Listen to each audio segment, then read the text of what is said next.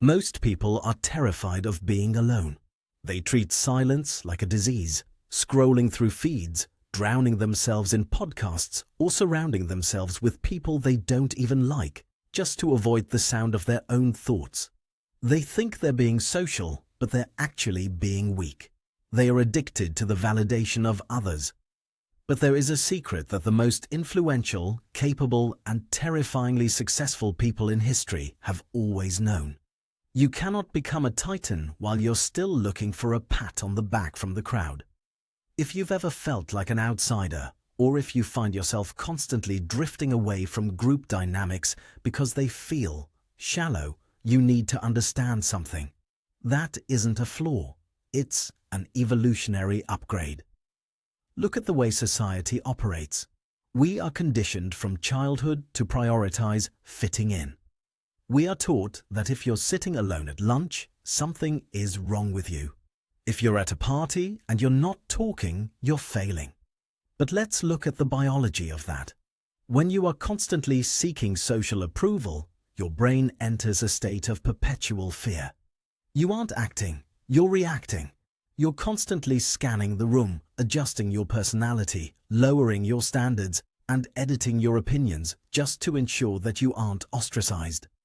Does that sound like the behavior of a strong person? Or does it sound like the behavior of someone who is terrified of being left behind? The truly strong person, the one who can operate in total isolation, doesn't need to scan the room.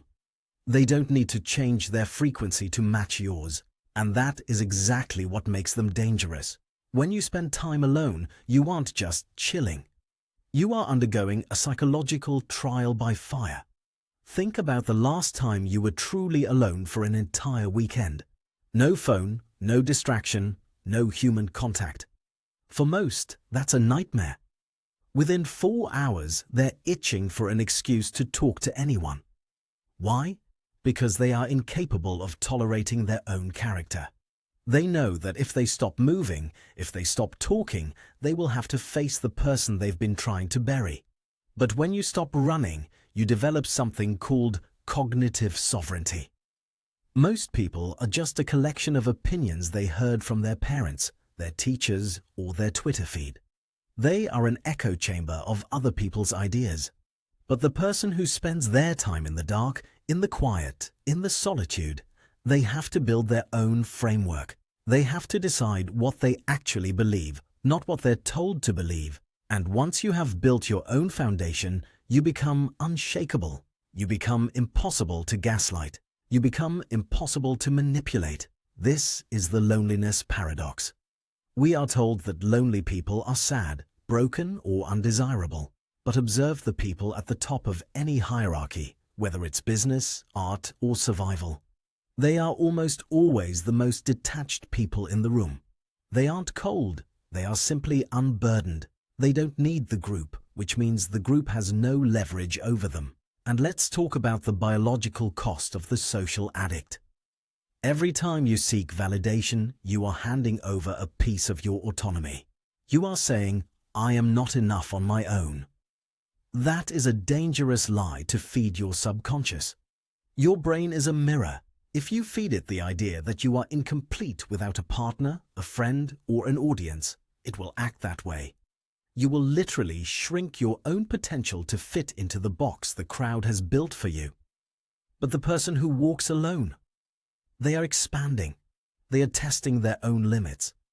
They are learning how to handle their own grief, their own anger, and their own ambition without using other people as a crutch. And when you reach that point, when you realize that you are the only person who is going to be with you from the first breath to the last, you stop asking for permission. You stop waiting for a green light from the tribe. You start moving.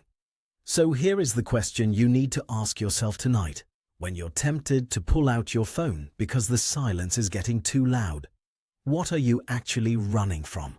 Are you running toward connection, or are you running away from the only person who can actually save you? The strongest person isn't the one with the most followers or the one with the loudest voice in the room.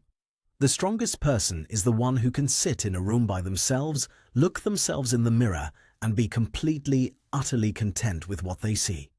If you can do that, you don't need anything else. And that is exactly when you become truly unstoppable.